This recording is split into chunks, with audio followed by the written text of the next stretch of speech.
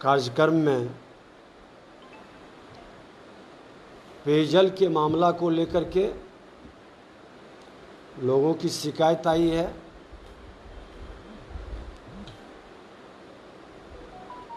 जर्जर सड़क का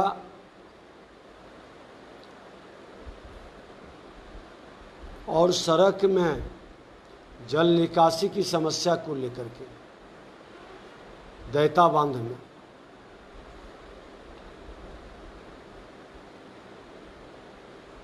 अधिकतर लोग, कुछ मामला है जो कानून से जुड़ा है, ज़मीन से जुड़ा है, और मन की बात भी आज थी।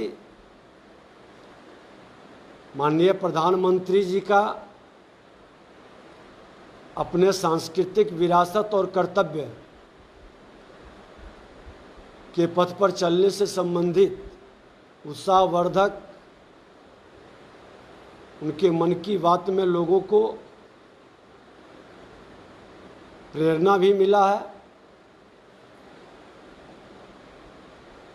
और ये दोनों कार्यक्रम जन कल्याण संवाद के बाद मन की बात हुई है। और आज देश के प्रधानमंत्री माननीय नरेंद्र मोदी जी का वंदे भारत ट्रेन का बिहार के अंदर 9 ट्रेन का शुभारंभ होने जा रहा है। इसके पहले भी दर्जन भर स्टेट में इस तरह का शुभारंभ नए टेक्नोलॉजी के साथ देश के गति को बढ़ाने का एक बड़ा क्रांतिकारी अभियान शुरू हुआ। और बिहार जैसे स्टेट के लिए एक वरदान के रूप में इस तरह की ट्रेन जो आधुनिक टेक्नोलॉजी के साथ साथ सही समय पर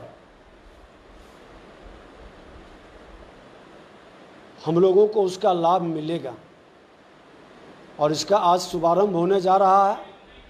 मैं प्रधानमंत्री जी का आभार व्यक्त करता हूं, रेल मंत्री जी का, कि बिहार के पास 2 वंदे भारत ट्रेन का इसका लाभ मिलने जा रहा है।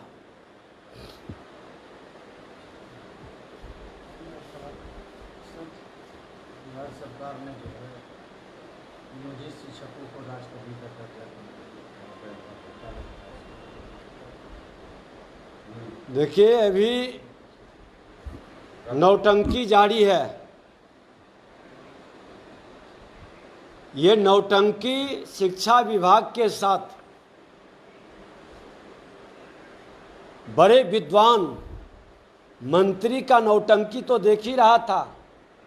अब उप मुख्यमंत्री और मुख्यमंत्री नियुक्ति के नाम पर और नियोजित शिक्षक को राजकर्मी के दर्जा का मामला को लेके कितना नाटक करेंगे, कितना नौटंकी करेंगे, कितना वर्गलाएंगे, भ्रमित करेंगे, बजट में प्रावधान नहीं किए करेंगे।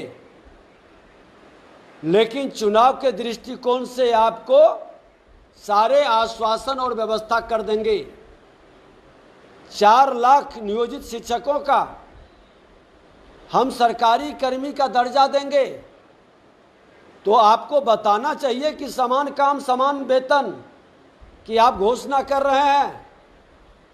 उप मुख्यमंत्री जी, जब नेता प्रतिपक्ष के रूप में आप बड़े जोर आवाज में लंबी लंबी भाषण देते थे सदन के अंदर, समान काम का समान वेतन देंगे, तो क्या राजकर्मी के दर्जा के साथ समान काम का समान वेतन मिलेगा क्या?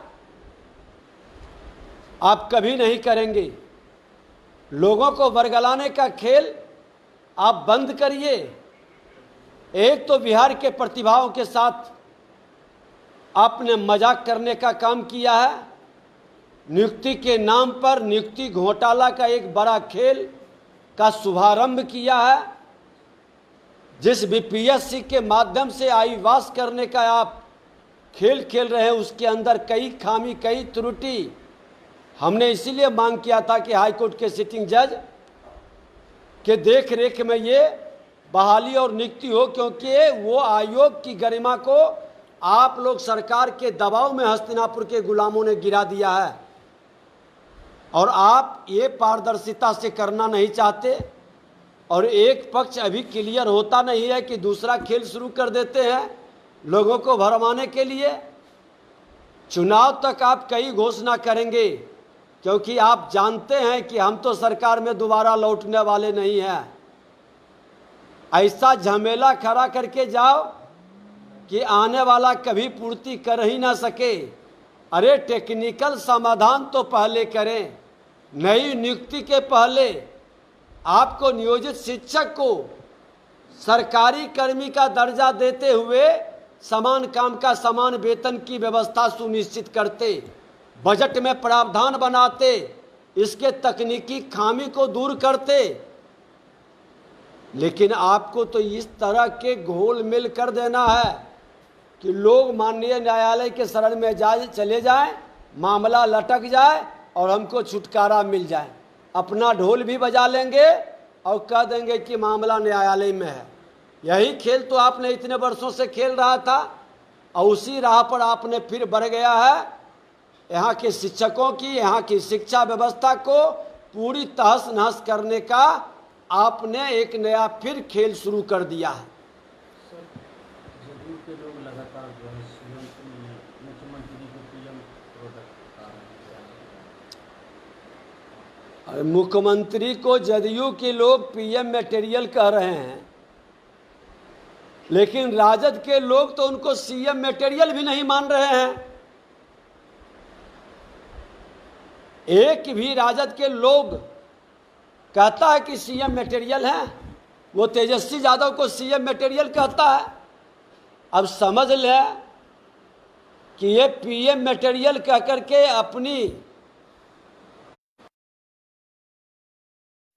अपने अनुभव को अपने कुर्सी के लिए महत्वपूर्ण और भारी बनाना चाहते हैं। अब जदयू के लोग भी जब कहने लगे पीएम मटेरियल है तो उनको तो इस्तीफा देकर के पीए का नेता उनको मान रहा है। बिहार के अंदर आईएनडीआईए के कई पार्टी, आधे दर्जन से ज़्यादा पार्टी उनको घोषित करे कि पीएम के ये चेहरा है, उम्मीदवार हैं।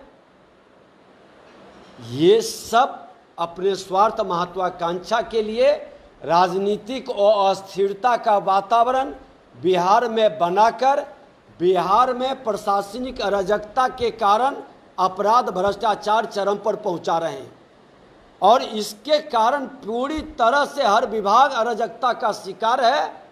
बिहार में अपराध बेलगाम है। एक पीएम मटेरियल, एक सीएम मटेरियल, और ये दोनों अपने स्वार्थ अहंकार की पूर्ति के लिए बिहार की बर्बादी की कहानी को लिख रहे हैं।